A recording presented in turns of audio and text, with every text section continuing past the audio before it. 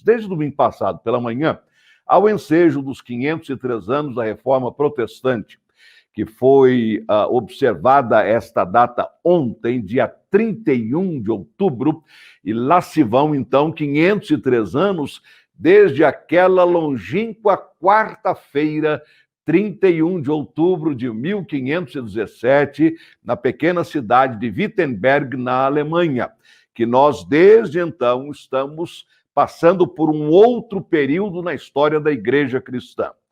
E então o que nós temos feito desde o domingo passado pela manhã é refletir em cada um destes 5 cultos, e este é o 5º culto, consequentemente a 5ª reflexão, em que estamos procurando focar aquelas 5 afirmações teológicas ou 5 declarações que começam todas elas como sola, são expressões na língua latina, que constituem, a meu ver, a espinha dorsal, vamos assim dizer, o perfil doutrinário, o perfil bíblico do que foi a Reforma Protestante e do que tem sido o seu impacto há 503 anos.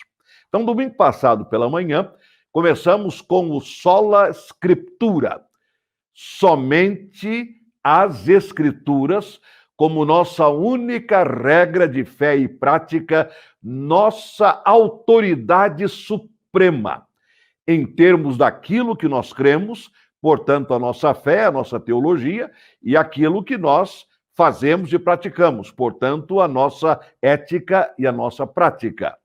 Domingo passado, à noite, fomos para a 2ª afirmação, sola fide, somente a fé, como acesso à graça de Deus em Cristo Jesus. Como o próprio apóstolo Paulo nos diz em Efésios, no capítulo 2, começando com o versículo 8, e depois vamos até o versículo 10, quando ele fala claramente, pela graça sois salvos, mediante a fé. Então, através da fé, temos acesso a essa graça de Deus em Cristo Jesus. Na quarta-feira, fomos ao 3º sola. Então, trabalhamos a ideia da graça de Deus, sola gratia, ou sola gratia, como alguns preferem pronunciar. Isto é, a nossa salvação é fruto direto, é resultado completo, total da graça de Deus no Senhor Jesus. Voltamos a Efésios 2. Pela graça, pelo favor imerecido de Deus, sois salvos. Então, somente a graça, nenhuma outra iniciativa, nenhuma outra obra, nada que eu possa imaginar ou fazer vai fazer-me merecer a salvação. Eu não a mereço, eu sou salvo, como você também, nós somos salvos, pela graça, o favor imerecido de Deus.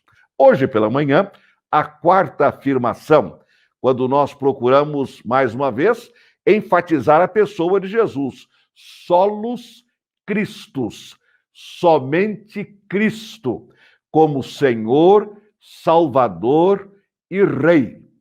Então, nós estamos firmados nisso. Não há ninguém mais. O que foi refletido pela manhã foi exatamente a exclusividade de Jesus. Quando dizemos que Jesus é Salvador de maneira exclusiva, nós estamos excluindo quaisquer outros salvadores que nem existem. Estamos excluindo quaisquer outros meios de salvação que também não existem.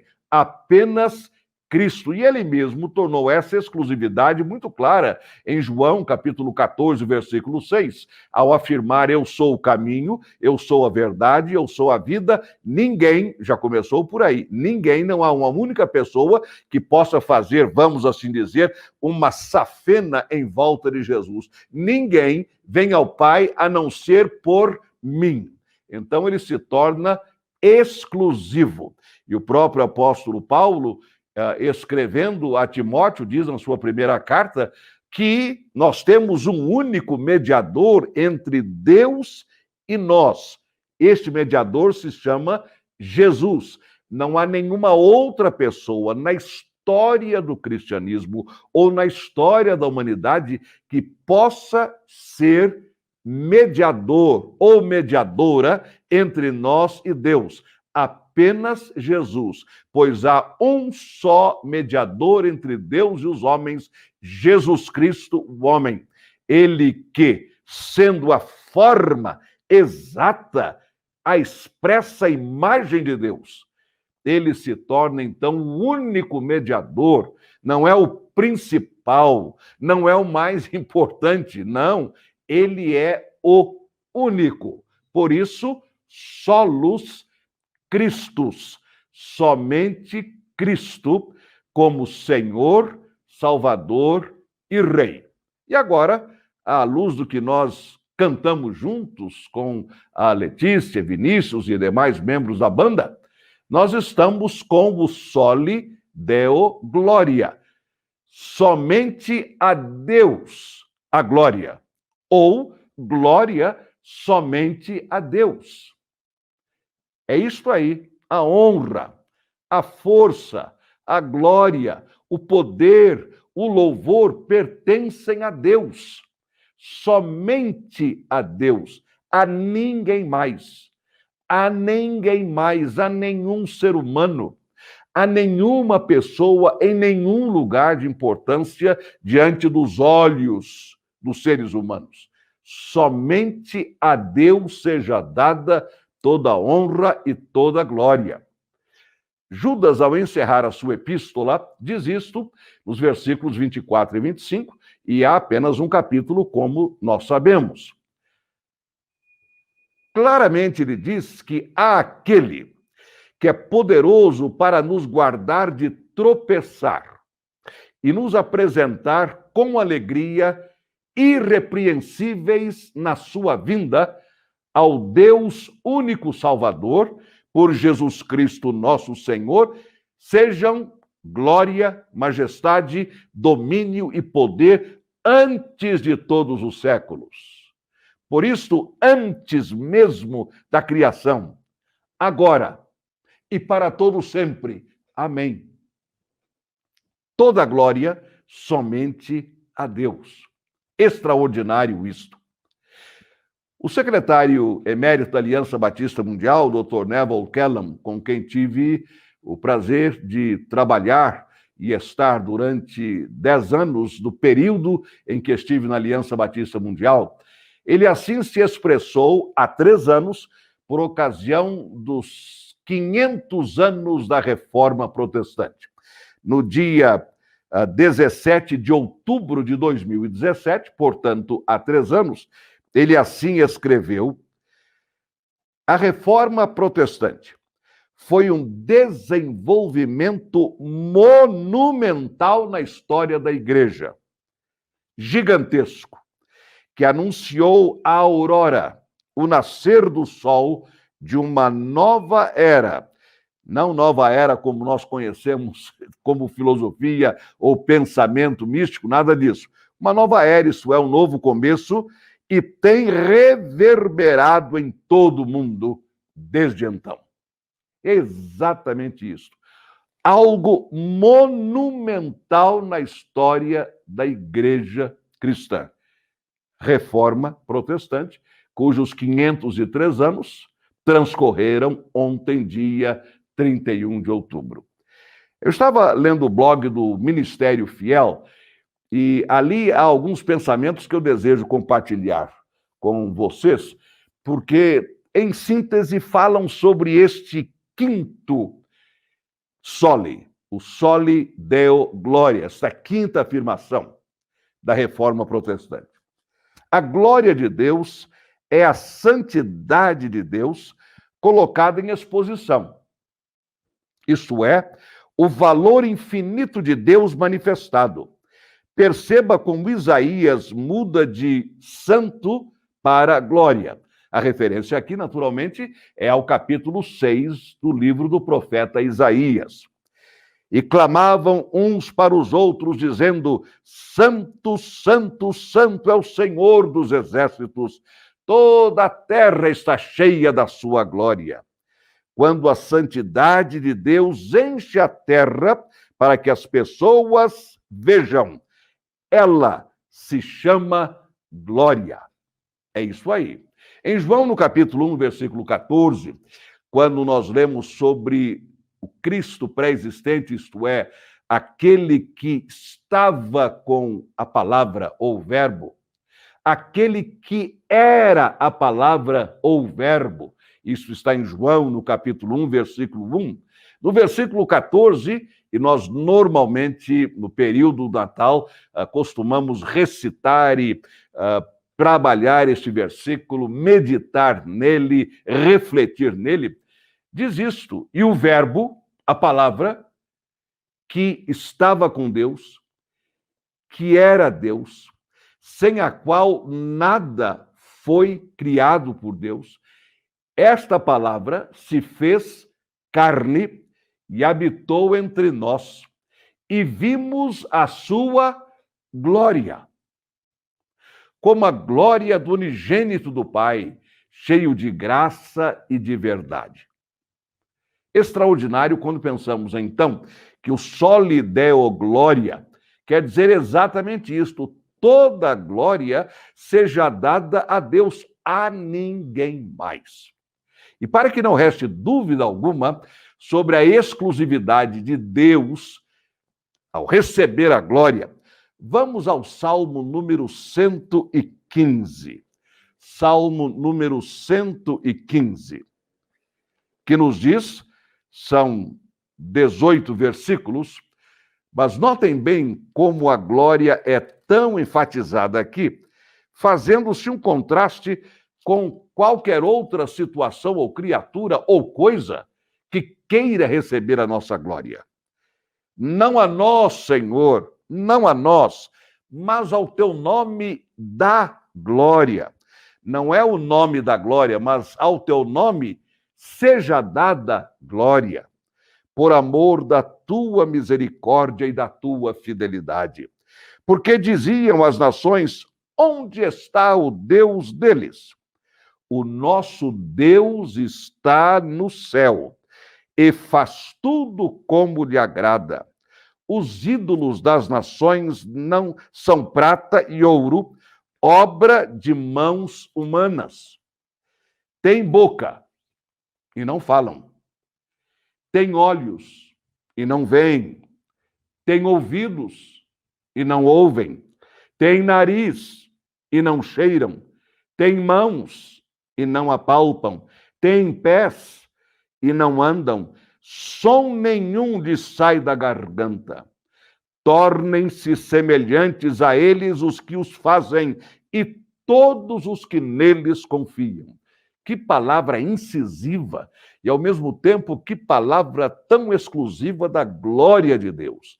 Qualquer outro ídolo, diz o texto, pode ter olhos, mãos, nariz, boca, porém não conseguem apalpar, não conseguem cheirar, não conseguem ver, têm ouvidos, não conseguem escutar, têm pés, não conseguem andar. Semelhantes a ele, então, se tornem todos aqueles que os fazem e todos aqueles que neles confiam. Ó Israel, confie no Senhor. Ele é o seu amparo e o seu escudo. Casa de Arão, confie no Senhor. Ele é o seu amparo e o seu escudo. Vocês que temem o Senhor, confiem no Senhor. Ele é o seu amparo e o seu escudo. Vocês observaram como essa frase, ele é o seu amparo e o seu escudo, é usada 3 vezes nestes versículos 9, 10 e 11. Prosseguindo agora, o Senhor lembrou-se de nós, ele nos abençoará, abençoará a casa de Israel, abençoará a casa de Arão. Ele, o Senhor, abençoa os que temem o Senhor, tanto pequenos como grandes. Você quer ser abençoado ou abençoada pelo Senhor? Tema o Senhor, é o que diz o texto. O Senhor os abençoe mais e mais, a vocês e aos seus filhos. Que vocês sejam abençoados pelo Senhor, o Senhor que fez o céu e a terra. Os céus são os céus do Senhor, mas a terra ele deu aos filhos dos homens. Os mortos não louvam o Senhor, nem os que descem à região do silêncio podem fazer isso. Nós, porém, bendiremos o Senhor desde agora e para sempre. Aleluia! Isto é, Deus seja louvado. Assim termina o Salmo 115, que começa com esta extraordinária afirmação do nosso Soli Deo Glória. A Deus apenas seja toda a glória, não a nós, Senhor, não a nós, mas ao teu nome seja dada a glória. Este é o início. E o final, aleluia, Deus seja louvado. Em 1 aos Coríntios, no capítulo 10, versículo 31, nós temos também palavras do apóstolo Paulo, que tem a ver com a nossa responsabilidade de dar glória somente a Deus. Não é apenas uma questão de alegria, e é alegria. Não é apenas uma questão de privilégio, e é um privilégio. É uma alegria dar glória a Deus, é um privilégio dar glória somente a Deus, mas é também uma responsabilidade que você e eu temos diante de Deus. Paulo, depois de falar sobre carne sacrificada aos ídolos, sobre impacto, digamos assim, na comunidade, o impacto do nosso testemunho, ele diz: portanto, se vocês comem, ou bebem, ou fazem qualquer outra coisa, façam tudo para a glória de Deus. Meus irmãos, volto a dizer o que disse há poucos segundos.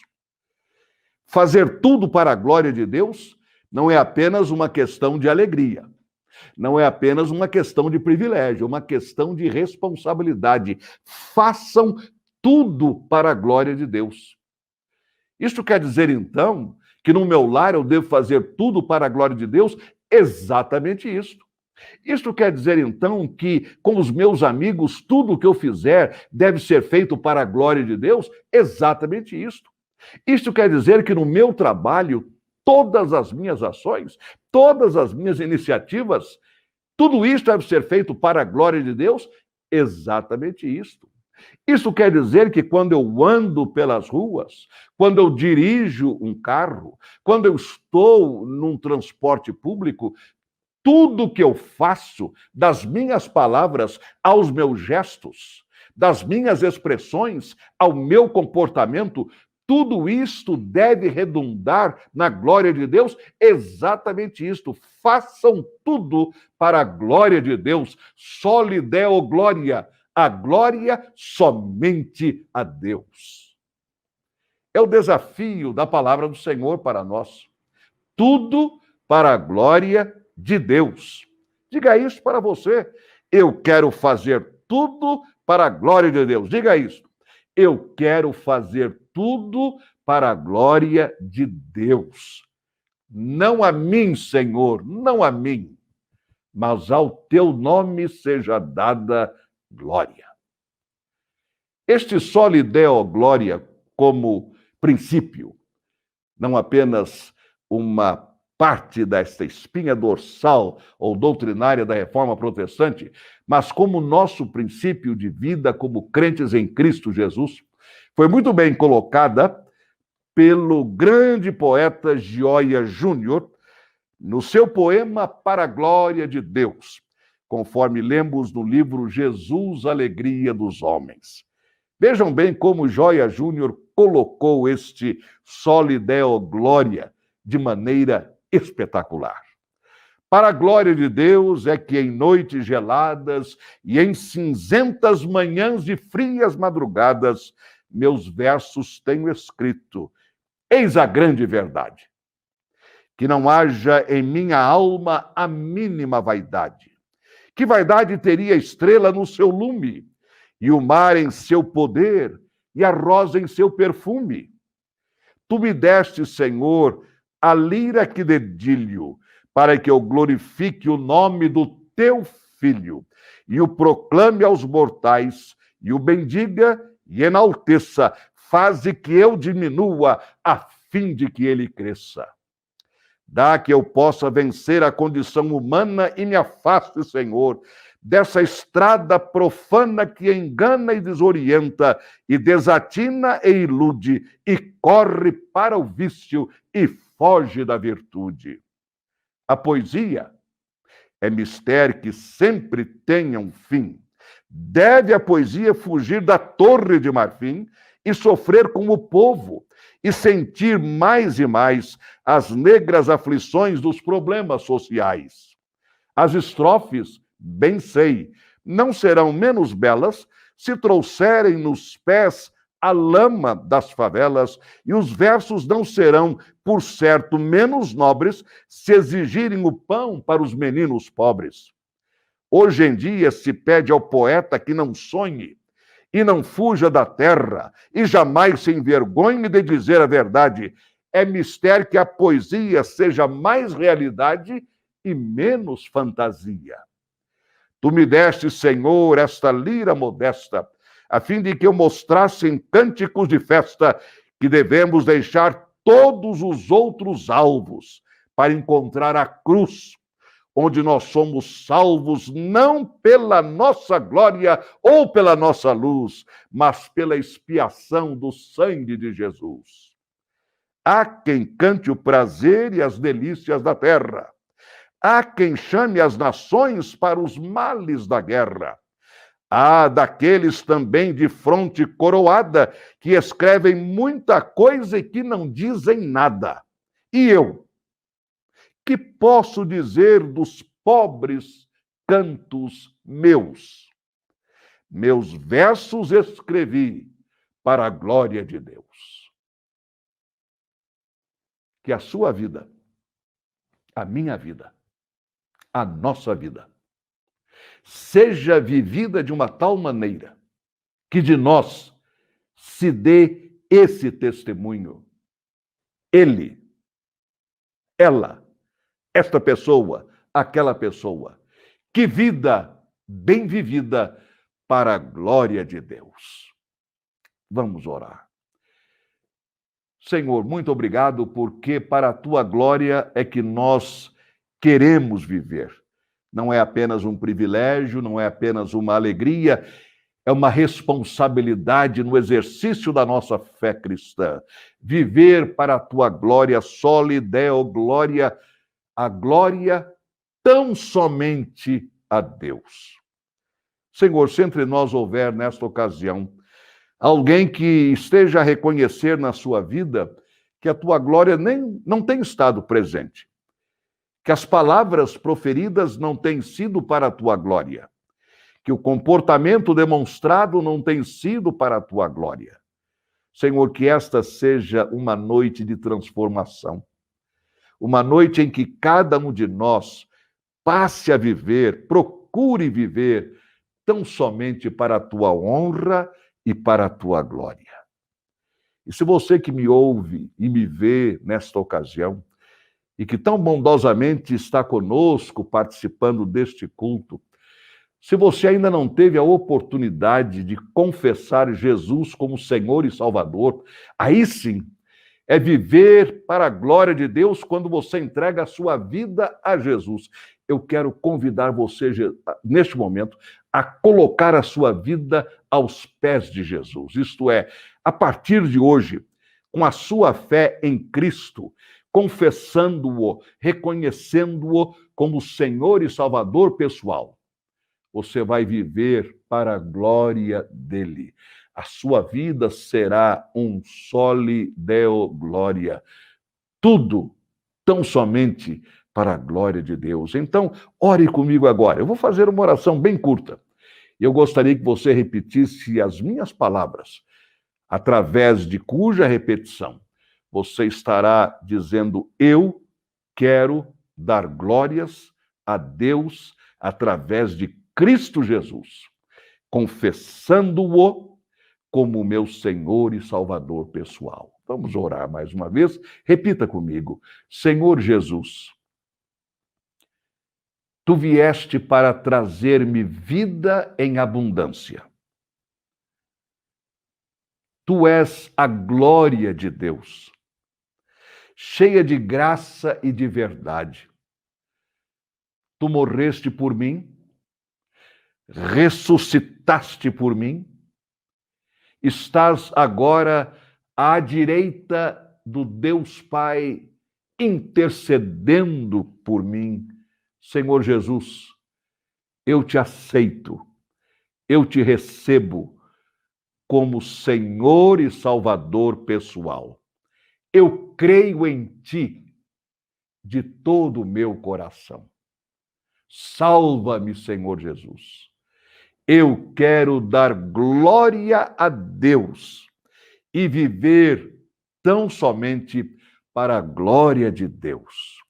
Abençoa, Jesus, a minha família. Transforma, Jesus, a minha família, porque eu também quero que a minha família dê glória somente a Deus. Em teu nome eu oro. Amém.